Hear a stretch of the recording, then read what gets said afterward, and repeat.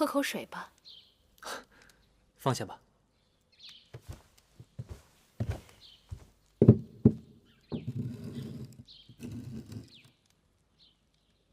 母后从义渠草原回来了。果然知道，已经回来好几日了。大王是否听说了什么？什么？你说话呀！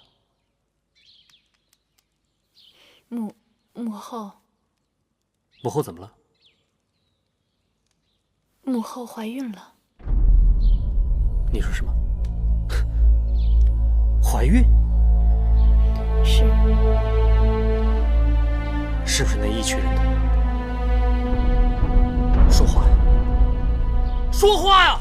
是不是那义渠人的？是。岂有此理！岂有此理！果然这就去找母后。大王，去不得！大王，你让开！大王去不得！听说几年前母后就因为误伤义渠君的事罚过大王。那又怎么样？果然总不能眼睁睁看着母后她跟那个戎狄男人生下孩子吧？让开！大王去不得！大王，这种事大王您不能出面。再怎么说她也是您的娘亲母后啊，父为子隐，子为父隐，职在其中。您跟我说过母后的一生不易，你若是为她着想，就暂且忍一忍，岂莫伤了母子之情啊？可这问题是大秦江山的社稷，我不出面，照样会有人出面。我一个人挡不住众口铄金、朝堂废议。那就让别人出面。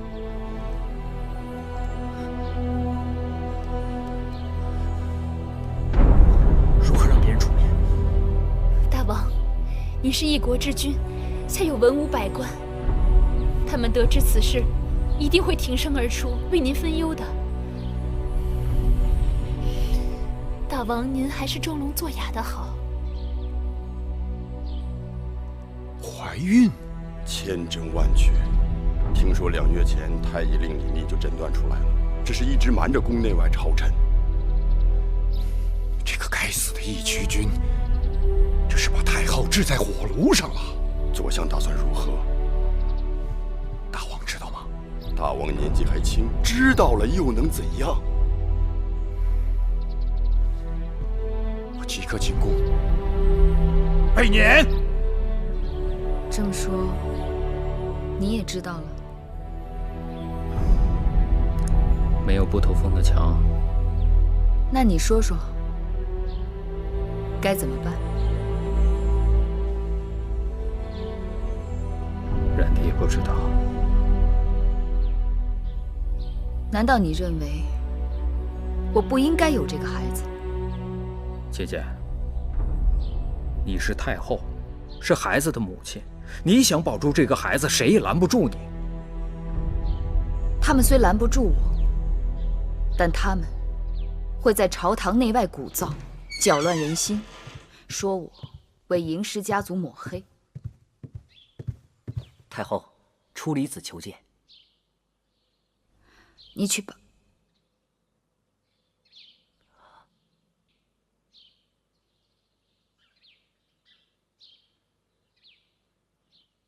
你去告诉初离子，说我身体有恙，3日后朝堂上见。是。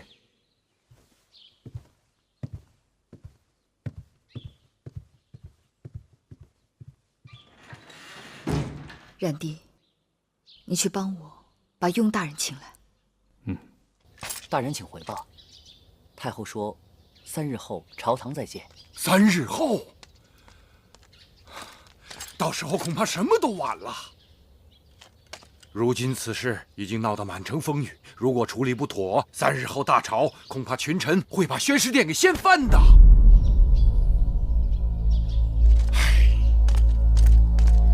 太后有所不知，此事如今已经是街头巷尾，人尽皆知，想瞒都瞒不住了。我并非想要隐瞒，雍大人放心，这宣誓殿翻不了。可此事的确难办呐。若不是难事，我怎会找你？虽说世人都言智如初理，但我心里明白，雍大人也是我朝中的极致高人。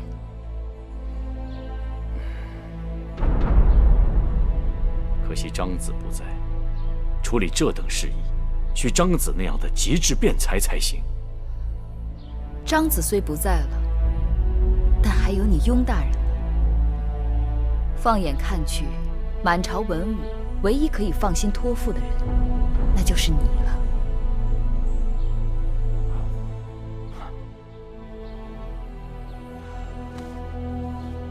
谢谢太后信任，雍瑞将殚精竭虑，尽力不负太后众望。其实还有一人，雍大人，或许可以与他商议此事。当真？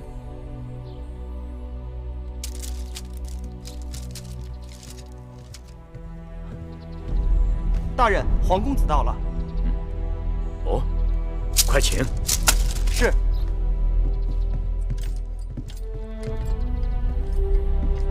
哈哈，子歇，雍大人啊，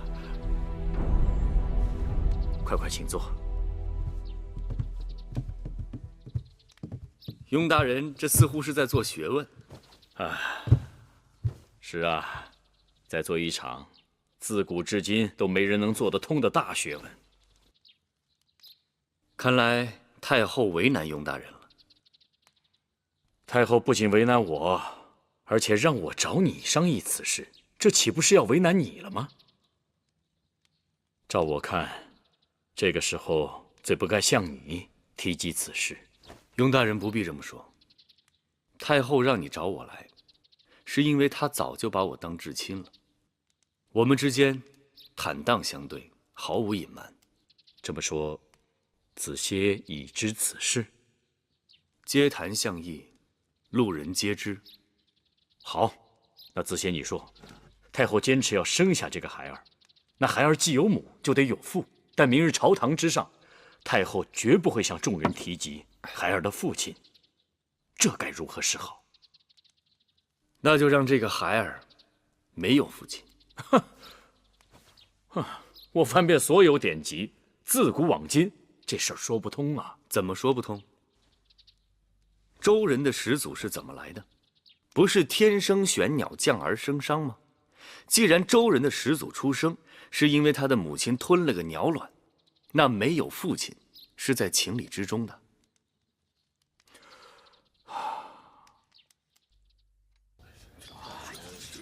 赵大夫，那事儿听说了？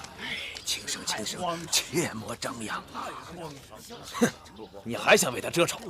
出了这事，谁人不知啊？哎，丢人呐！出了这种事儿，让我们怎么面对中国？哎，怎么面对大秦的列祖列宗啊？今日我要冒死向太后谏言。是啊，为人臣者，无死战，闻死谏，当在此时。唐大人，雍大人，王大人，各位大人，雍大人啊，郑大人，张大人，啊，各位卿大夫，该上朝了。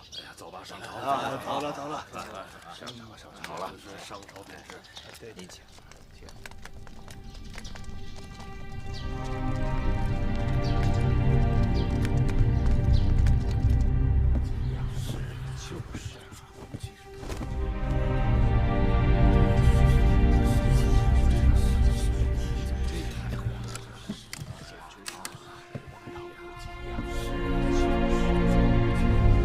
太后大王到！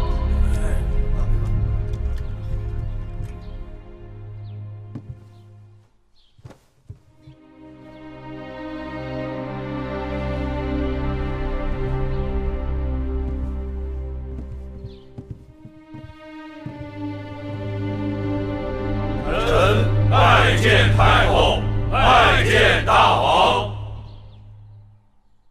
诸卿免礼。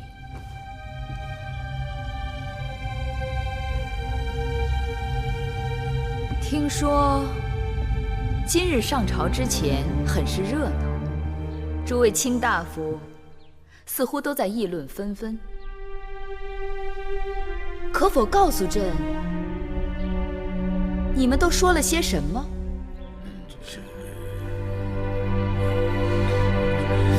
司马将军，坐下。哦，你们对朕无可奉告？那朕倒是有件重要的事要告诉诸位卿大夫。不知太后有何事相告？朕有一件大事要告诉诸位卿大夫。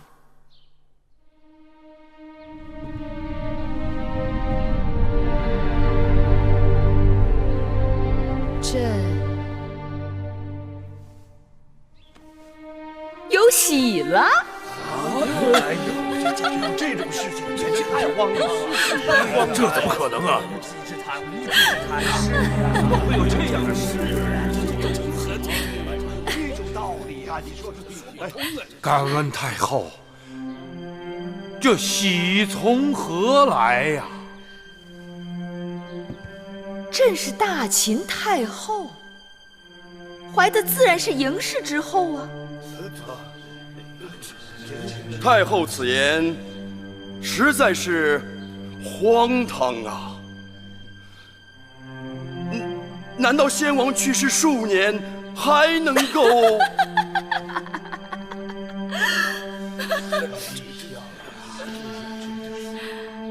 将军真是聪明人。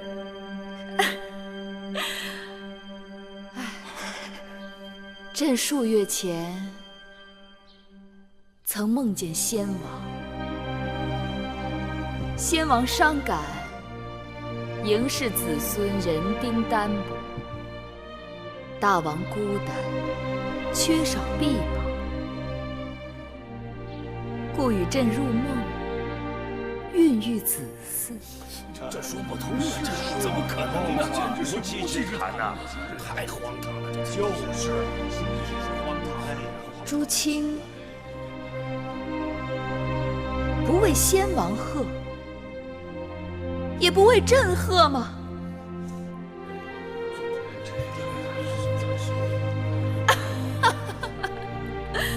看来你们竟是大喜过望，喜不自胜了。但朕这会儿身子有些不适，甚感倦怠。那我就先回了。太后，太后，此事太过急患，难以寻为卿大夫。稍安勿躁，稍安勿躁。匪夷所思啊！听我一言。永瑞，你为何要阻拦诸人？对呀，此事就这么完了？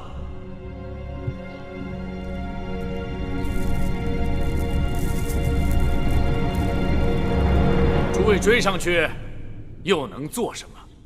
你说呢？诸位争执半天，无非想要太后给一个交代。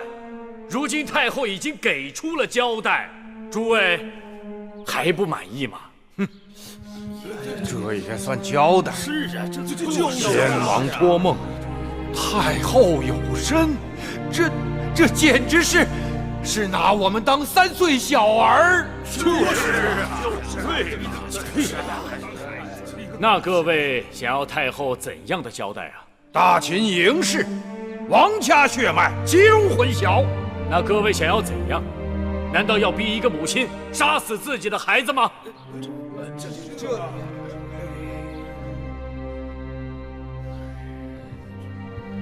你等谁敢？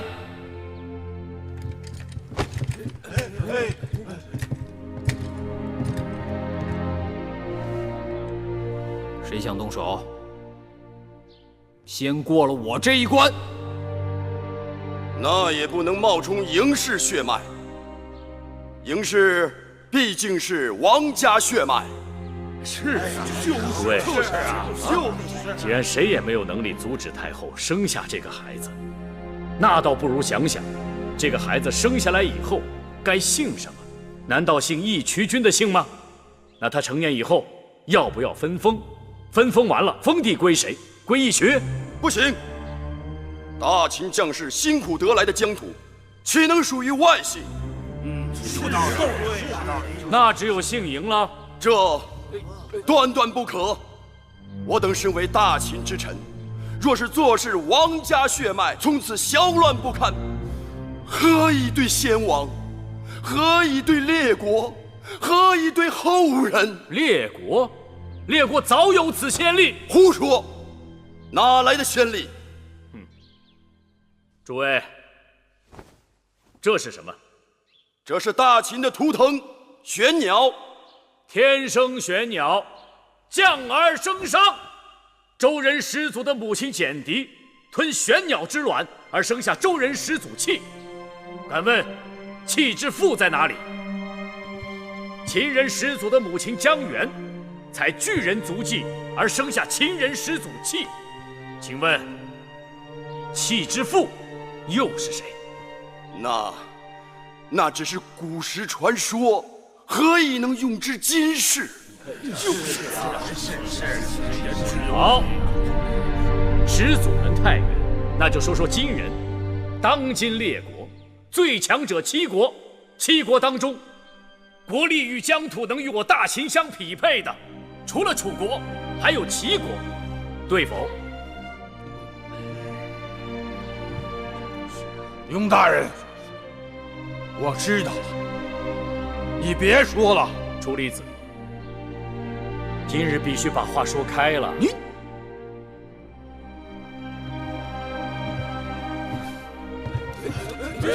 楚离子，齐国又如何？齐国原为姜子牙的封地，齐国国君原本代代姓姜，如今却为田氏所代。为何？田氏原为齐国之臣，一心渴望获得王权，无奈族中人丁单薄，无人帮衬，徒呼奈何。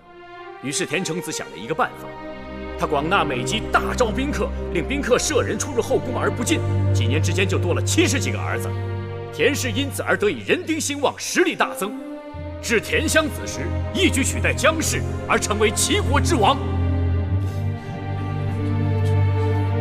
此为容焉，耻焉。诸位，太后生子，当为嬴姓妇。自然是要姓嬴。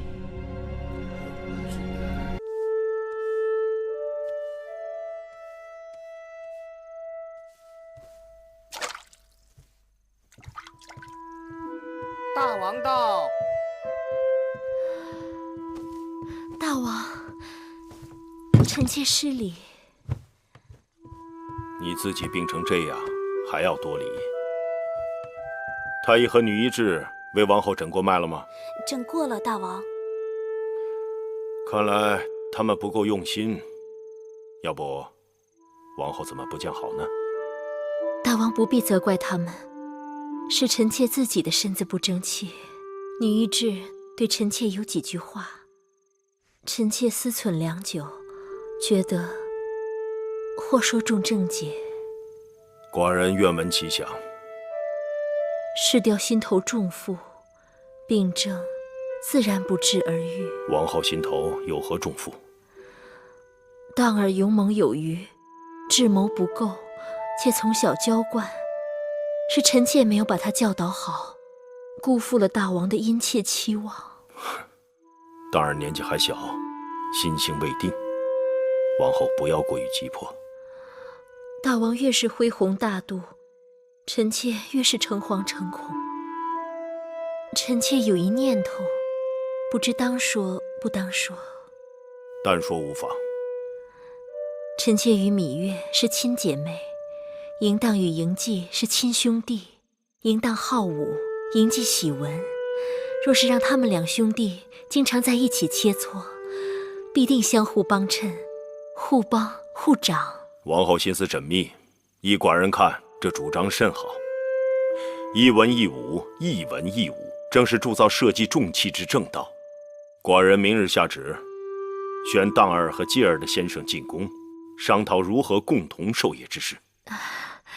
臣妾只是病榻之上偶尔一念，是否妥当，全凭大王拿主意。淑儿的主张没有不妥之处。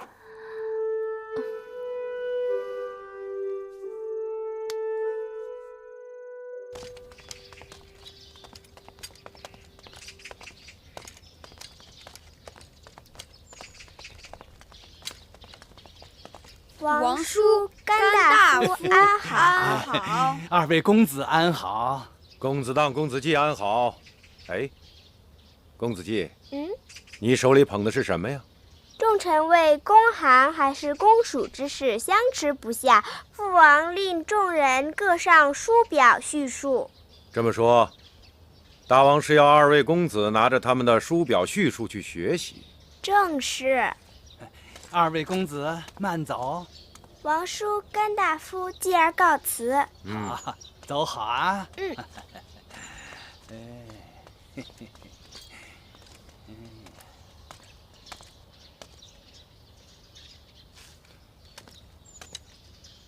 王后是想立公子当为大秦王储，可为何又提议让公子季一同拜师学道？楚离子是怕公子季天赋异禀，再有芈月助阵，把公子当比了下去。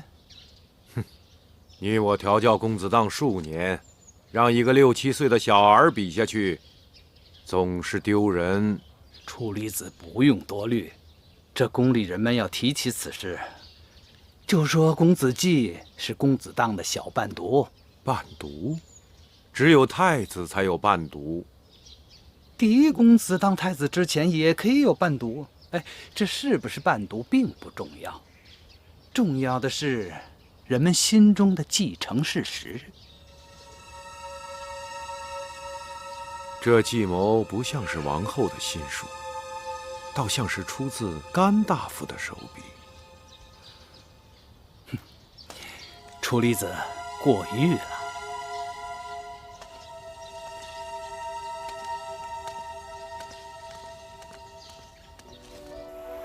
你这次陪司马将军送书表，能在咸阳待上几日？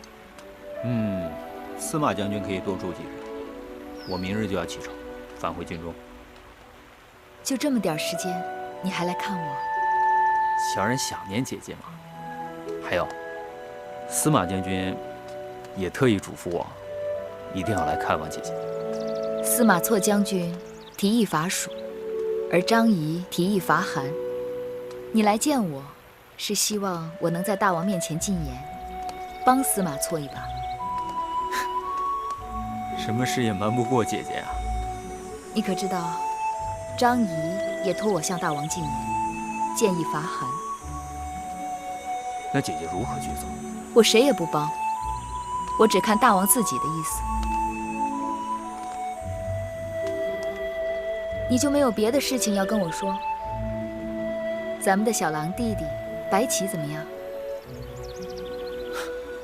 他呀，他就是个半疯子，打起仗来不要命，而且他打仗的风格特别奇诡，从百夫长升到大都统，再到偏将，只要他出兵，仗仗皆胜。就连司马将军都说，带兵20多年，还头一次见到像他这么有天赋的将士。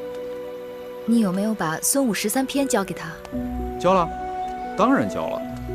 不过我觉得他好用骑兵，不落窠臼，兵法在他手里多有新意，总有一些出其不意的效果。他是个有出息的孩子，好好待他，不要过分拘着他。家人知道。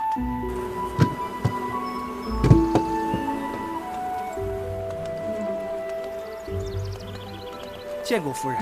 哎，这些都是蜂巢吗？是夫人。哦，宫里曾经也有人养蜂，但这样的蜂巢还真不多见。这些蜂巢都是宝贝，是大王命人千辛万苦从蜀地移来的。再好的疯子，也还是疯子吗？为何就成了宝物啊？奴才听说王后久咳，引起了头痛病，后来吃了五都山的一小瓮牙蜜，病情立刻就好了许多。王后自此心里就总念着那牙蜜。大王得知，专门派人去了蜀地，费了不少功夫，才将这蜂巢移回到宫里。好了，你去忙吧。是。还记得吗？那五都山的牙蜜，还是你托人带给我的。如今有了这些蜂巢，王后想要那牙蜜，就唾手可得了。大王对王后还真是体贴啊。我若是告诉你，这些蜂巢是我请求大王派人去蜀地弄来的，你可相信？姐姐为何要为王后煞费苦心啊？这2年，看着继儿渐渐长大，我总会想起在楚国的那些日子，想起楚国的人和事。那时候我跟他……姐姐提起的那个人，是楚国的公主，不是秦国的王后。如今，王后已经与你有了隔膜吧？我可是听到了一些从她宫里传出来的难听话。宫里人背后传话，不可都信。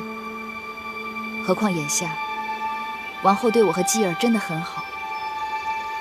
她还提议大王让继儿和公子荡一起拜师学道，还常常在大王面前进言，说继儿天赋过人。那是邀买人心，你就不能往好处想？这已经是最好了。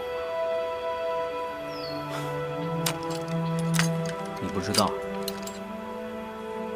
外面都在说继儿在给淫荡做伴读。伴读就伴读，有什么不好的？我不喜欢。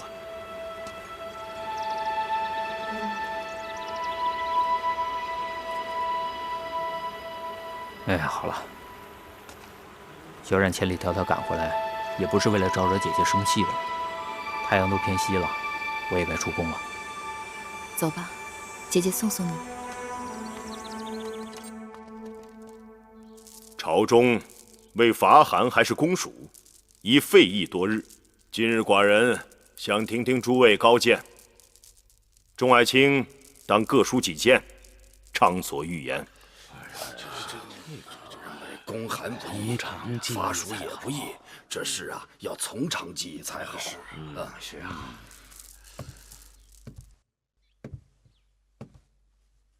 大王，臣以为秦国若要长治久安、称霸中原，必须伐韩。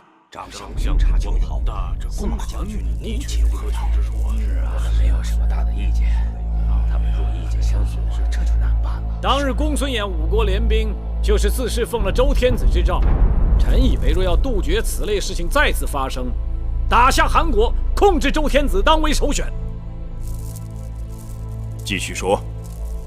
臣以为，我当与魏、楚、鲜卑结盟，让魏王发兵三川，再让楚国兵临南郑，我秦军去攻打新城、宜阳，兵临洛邑城下，逼周天子献出九鼎和玉玺，秦国方能挟天子以令天下，天下莫敢不从，遂成就帝王之大业。大王，大王，张子的主张听起来头头是道，但实施起来难上加难。如今大王获取天下疆土，当先易而后难。巴蜀眼下有桀纣之乱，若以大秦之兵力去攻打，如豺狼，如群羊，取其地足以广阔国土，得其财足以富民养兵。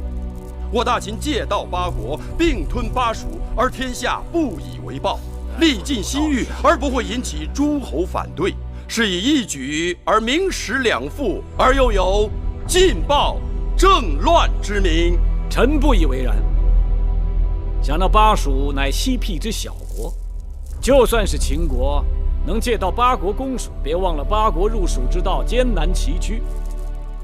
我大秦为攻打巴蜀兴师动众，却与大秦的霸业无关。劳其众而不足以成名，得其地而不足以为利。臣闻争名者于朝，争利者于世，而今三川周氏乃天下之世朝，大王不争于此，反去争巴蜀，离王业远矣。大王，若我大秦攻韩挟天子，必遭诸侯同仇敌忾，迫使他们再度联手对付秦国。周氏可将九鼎赐予楚国，韩国也可忍痛割地于魏国。诸魏两国得利后，随时会与秦国分道扬镳。若他们再度联手齐赵之兵围攻秦国，我大秦必将陷入危险之地。司马将军危言耸听了吧？张国相私心祸国。我有何私心呢？眼下公孙衍就在韩国，张子与他不共戴天，只怕张子是想借法罕讨伐公孙衍吧？你说我公报私仇？张子敢指天发誓，说法罕与那公孙衍无关。好了，今日到此为止。你们二人各自再上奏章，详述意见。太史令，在。将他二人今日之言，再抄录一份，交与寡人。是。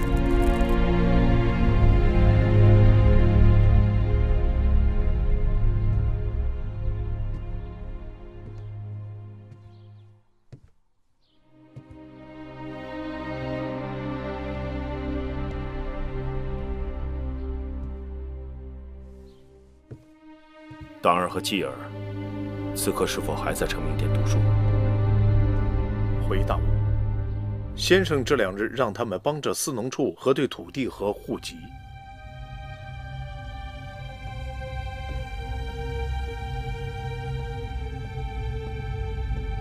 继儿，父王。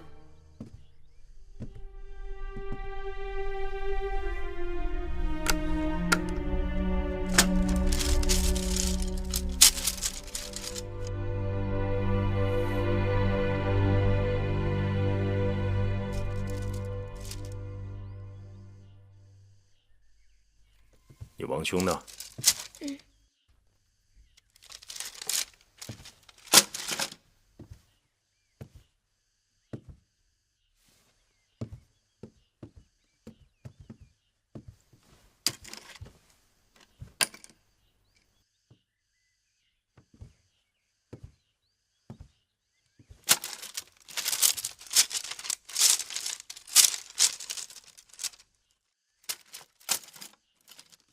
哎，公子，慢点，公子，公子，快点！拜见大王，拜见父王。你这是到哪里去了？蛋儿肚子不舒服，如厕去了。这是你的功课吗？这么一点小事都做得如此潦草，将来如何担当大任？儿臣该死。土地丈量、户籍登记，乃是国之命脉根本，你怎敢轻忽至此？你是寡人的儿子，不但要有无敌之勇力，更要有治国之本事。你看看继儿，他是你弟弟，年纪比你小，做事却用心竭力，一丝不苟。涂涂画画，打不得天下。先生每次让儿臣论兵法、论布阵，儿臣都是条理分明。论兵法振振有词，论政务笨嘴拙舌，习武厌文，你顶多只能做一介武夫罢了，如何担当大任？孩儿以为天下都要先打下来，才能谈及治理。你以为天下是野牛闯阵打下来的？打天下是要靠心思，而不是蛮力。是，儿臣知错了，儿臣这就去把先生的功课完成。记住，这不是先生的功课，是你自己的功课。是。起来吧。谢父王。身为嫡公子，应该为其他兄弟的表率。寡人像你这么大的时候，恨不得一日当2日用，哪像你这样。好了，先生给你们的功课，以后再说吧。今日父王要给你们一个新的功课，是攻城略地的事情。是。朝廷重臣为法罕还是公署，已废议了多日。你们都看过张国相和司马将军的书表叙述，各自回去好好想想他们的长短利弊。3日后，与父王讲述你们的主张。是。王后，您不必太担心公子，公子年纪还小，贪玩也是正常的。等公子长大了，自然就好了。只是奴婢不明白，王后为何要抬举那芈月的孩儿，让他跟咱们公子在一起听先生传道授业？就算是要给公子找伴读，也该找个憨厚老实的。长此以往，当儿就知道什么叫机不可失，时不待我，就知道做人做事如履薄冰。可是那公子季处处都抢了咱们公子的风头。处处？哼，我看也未必吧。要真让他谈兵论将，他铁定会输给当儿的。母后回来了。当儿，怎么了？怎么愁眉不展啊？你这小脸蹭的什么？父王今日给我们出了题目，让我和公子季论述伐韩公署的优劣。若论寻章摘句，那公子季说不定能抢个头彩。可论攻城略地，是当儿的擅长啊。话是这么说，但又不是真的带兵打仗，纸上谈兵，就连满朝文武都各说各的，孩儿怎能有十足的把握？你去请教你王叔和甘大夫，他们定能给你指点。对啊。哎，慢点儿。我不睡，我不睡。怎么该睡觉了。不是啊，我不睡。哎呀，好了好了，继儿。娘亲，这么晚了，怎么还不睡啊？继儿今日提出要跟我们辩韩与蜀，说若辩不赢他今日便不睡了。我们三人说夏日莲花冬将雪，韩有韩的好处，蜀有蜀的悠长，用不着辩，他竟跟我们生气了。娘亲，继儿要跟婆婆他们辩韩与蜀。不是韩与蜀，是韩与蜀。哦，娘亲知道了。继儿是想辩秦国眼下是该攻韩还是伐蜀，对吗？这是父王留给我和荡哥哥的功课。继儿不该为难婆婆他们，若要辩，该找侧室们去辩。娘亲明日带你去四方馆，好吗？好，太好了。今日晚了，继儿该睡了。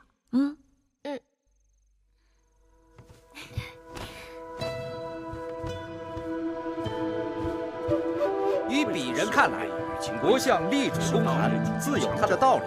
自从公孙远投奔韩国，得到韩王的赏识，他据三晋，窃周天子之名，蛊惑列国，以秦为敌，以报我大秦未能重用其之仇，报张子排己之恨。而张国相也必然是公孙衍为大敌，因此也会对三晋之地和周天子的号令耿耿于怀。可我认为，司马错将军的主张更有道理。若要强兵，必先富国；若要富国，必先扩张领土。欲行王道，必先得人心。这三者齐备，则帝王之业自然可得。鄙人看来，战事可行否，全在稳妥二字上。大王，他们都到了。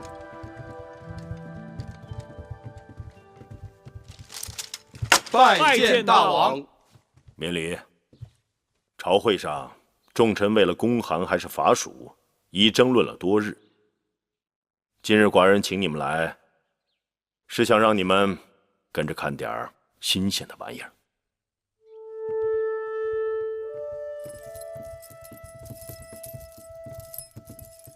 王后，请稍等。今日大王考荡儿和继儿的功课，姐姐近日闲得发腻，所以邀妹妹前来，一起凑个热闹。荡儿有绝伦之力，高士之志，继儿只能以勤补拙。大王虽器重荡儿，但荡儿也还需亲兄弟帮衬。王后，八子，请。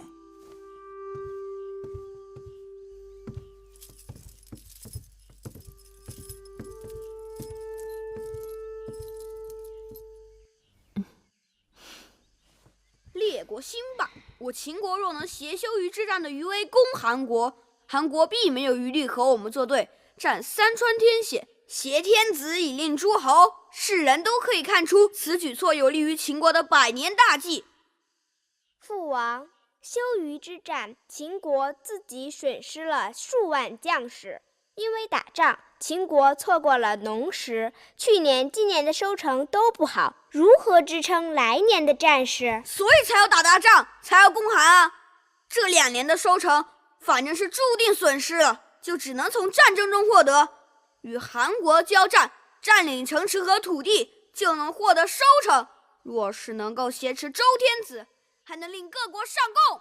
万一败了，或者僵持不下，那秦国就没有退路了。我大秦威武之师怎么可能败呢？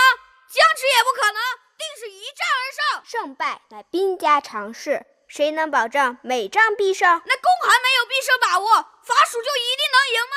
这么说，荡哥哥其实认为公韩、伐蜀都可以，能打赢谁就打谁。那是自然。哎，不对，我不是那个意思，父王。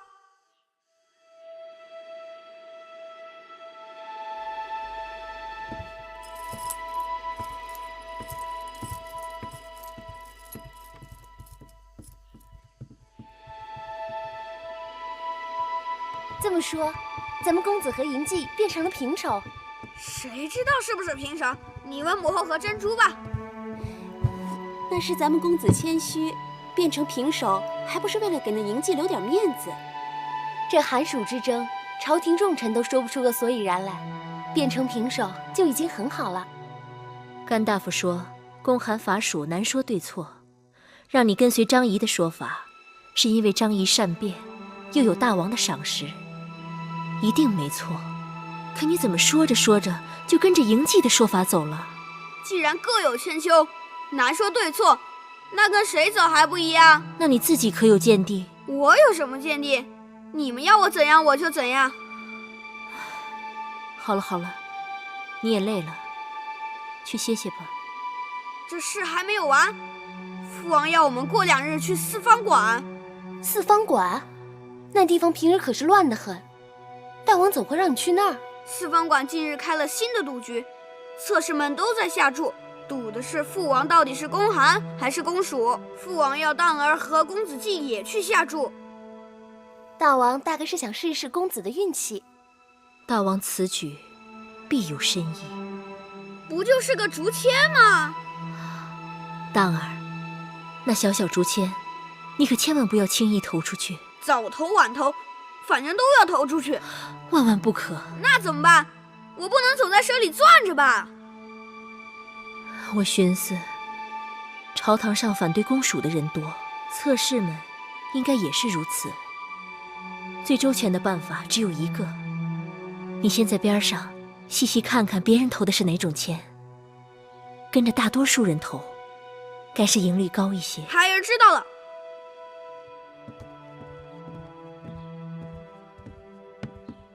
大王，八字来了。大王，时下阳光灿烂，你的脸却是阴雨绵绵。坐。大王，芈月有一事不明。何事？大王，先让荡儿和继儿对攻韩还是伐蜀各抒己见，眼下又要让他们2个人去四方馆投注，这是为何？你向来百灵百力，你说是何意？大王，是想让荡儿和继儿相争吗？寡人是想看看自己孩儿的才干和天分。韩蜀之争本来是朝堂之争，可眼下这样，恐怕会弄成荡儿和继儿之争，这会引起别人的怀疑，甚至是猜忌。谁会猜忌？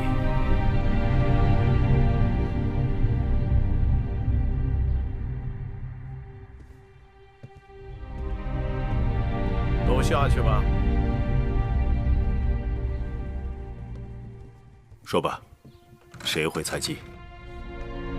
我怕会引起王后的猜忌。荡儿和继儿都是寡人的孩儿，就算他们相争，又有何不妥？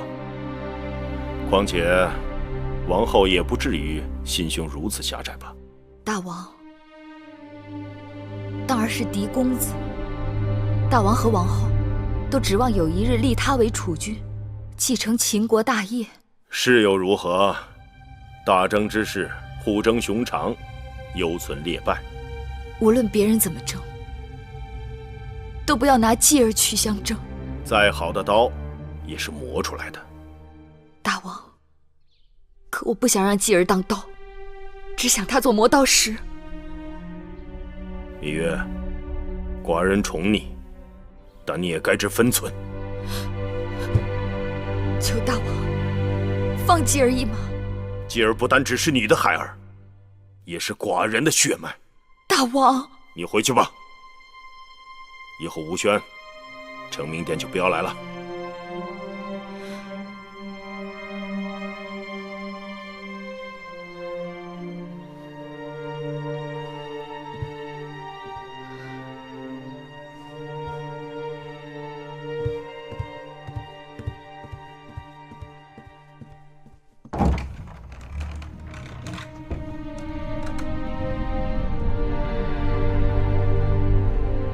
娘亲，你在想什么呢？娘亲在想继儿。在想继儿的什么？在想继儿的将来，想继儿会成为一个什么样的人。继儿知道自己将来会成为一个什么样的人。像娘亲一样的人。继儿为何不说要成为父王那样的人？你父王可是大英雄。先做像娘亲一样的好人，再做像父王那样的大英雄。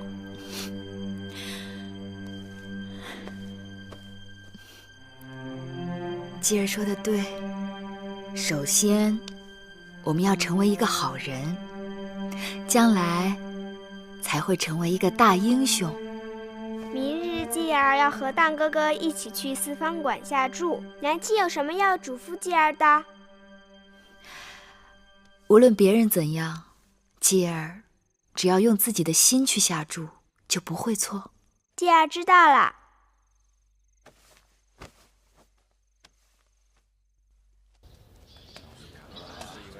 在下赞同张相主道崎岖艰难，攻占巴蜀，兴师动众，得不偿失。在下主张公函，这公函可以走3步棋，一会儿再聊。愿闻其详。这张相第1步就是亲善卫哟主，雍公子，张相今日好清闲呐！当清闲实则清闲啊！张相心系公函大事，到这四方馆来，难道也是来下注的？我是来看别人下注的。哼，何人下注能让张相如此挂心？一会儿你就知道了。张相觉得大王究竟何时才能决断公函还是伐蜀？快了，快了！你如何算得快？我土地偏远，劳师伐众，不足以成威名。我会掐算。得厚利，而创建王业的关键之地在哎三川。我要等的人来了。伐蜀离成功之业太远，不宜适用。来，公函，伐蜀自取其辱，公函得不偿失。远交近攻，乃用兵之道。公函必定要成为我大秦国策，当然是要公函了。挟持天子，乃是犯天下之大不为也。二位公子，等一会儿啊。就秦国而言，眼下并不具备号令诸侯的实力，是不是？哼，3家分晋，田氏代齐，天下早已经礼崩乐坏，周天子还算个屁！公子，哎，拿着，人皆知公函之力。这是你们投注的竹签。且听我说，二位公子不必太拘束啊，可以四处走走看看。只要在四方馆天黑关闭前，你们进行投注便可，好吗？韩魏2国为何不先下手为强呢？就是因为实力不够，反而还会引起众怒，成为公敌，是不是？是。伐蜀就那么容易吗？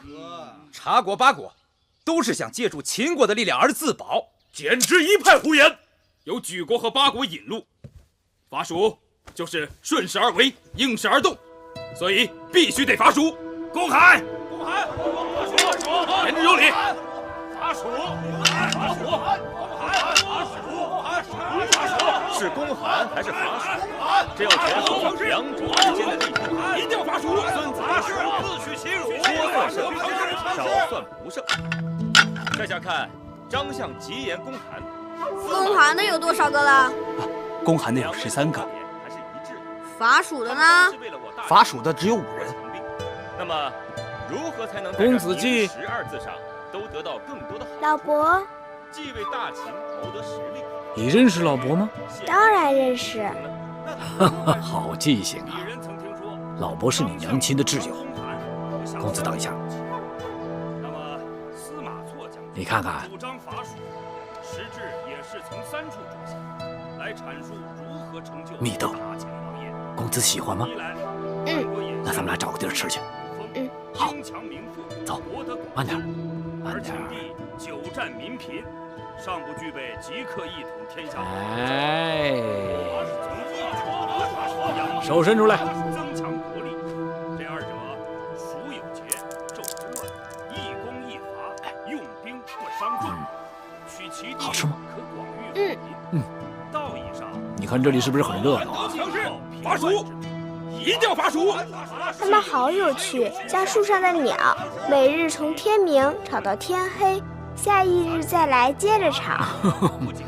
这里的人就像流水一样，得志了就出去做事，不得志了就留在这里。你看叽叽喳喳的吵嘴。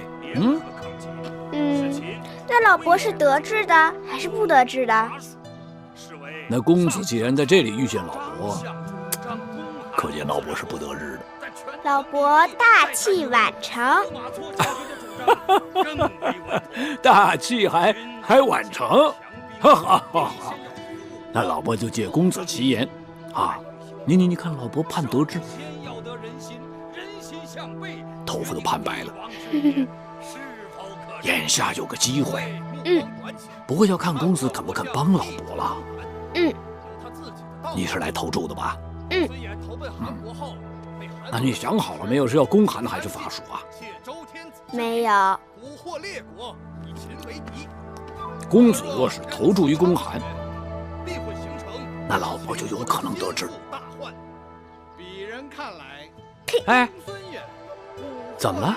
这蜜豆坏了，继而不吃了。坏了？没坏啊。好啊。你是不想说了，拿蜜豆来做托词，对不对？吃了老伯的蜜豆，就不能用自己的心去下注了，不值。好，说得好。你果然是你娘亲的孩儿。吴两国一贯善变，是否愿意与秦国为友？是否能够出兵？又一个，14个了。还是疑问，尤其是张相公函的。这些诸侯国是否臣服，很难说呀。你们2人今日到四方馆投注，都投了哪一边？儿臣投的是公函。为何是公函？儿臣在四方馆看到侧室们大多主张公函，而前往投注的人也多将竹签投进公函的箱子里，这说明人心所归，为道与义。继儿呢？儿臣投的是伐蜀。为何投伐蜀？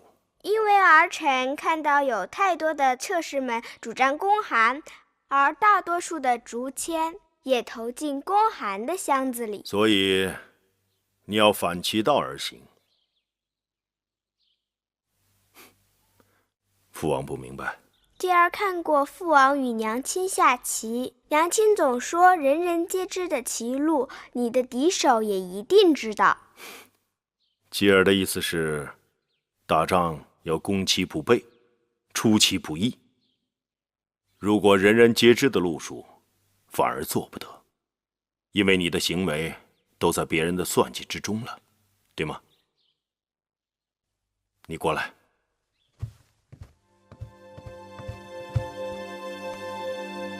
你刚才说的那些话，是谁人教你的？无人教我。不是你娘亲让你这么说的吗？不是，娘亲说让我用自己的心去下注。